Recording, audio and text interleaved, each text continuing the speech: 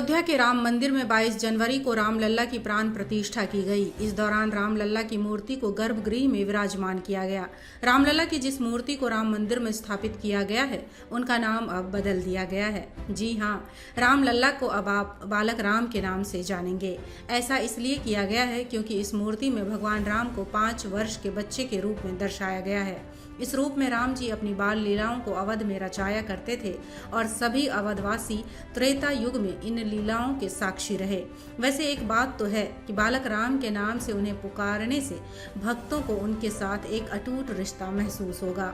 जानकारी हो कि रामलला की नई प्रतिमा को मैसूर के मूर्तिकार अरुण योगीराज ने तराशा है। इस मूर्ति को 3 अरब साल पुरानी चट्टान से बनाया गया है। इस चट्टान को कृष्णशिला कहा जाता है, जो आसमानी नीली रंग की है। इस चट्टान की खुदाई मैसूर के जयापुरा गांव में एक किसान की जमीन से की गई थी। रामलला की प्रतिमा को बनारसी वस्त्र पहनाया गया है, जिसमें एक पीली धोती और एक लाल अंगवस्त्रम है। अंगवस्त्रम को शुद्ध सोने की जरी और धागों से तैयार किया गया है, जिसमें शुद्ध वैष्णव प्रतीक शंख, पद्म, चक्र और मयूर शामिल हैं। रामलला को आभूषण भी पहनाए गए हैं, जो अध्यात्म रामायण, वाल्मीकि रामायण, रामचरितमानस और अलवंदर स्तोत्रम जैसे ग्रंथों के अध्ययन के बाद तैयार किए गए हैं। गौरतलब है कि रामलला की प्राण प्रतिष्ठा का समारोह प्रधानमंत्री नरेंद्र मोदी की उपस्थिति में एक भव्य अनुष्ठान के रूप में किया गया।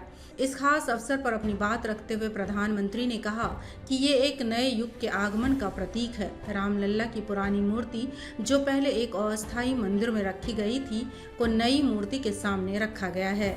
लाखों लोगों ने अपने घरों और पड़ोस के मंदिरों में टेलीविजन पर प्राण प्रतिष्ठा समारोह देखा और लोकसभा चुनाव से कुछ महीने पहले आयोजित ऐतिहासिक कार्यक्रम का हिस्सा बने।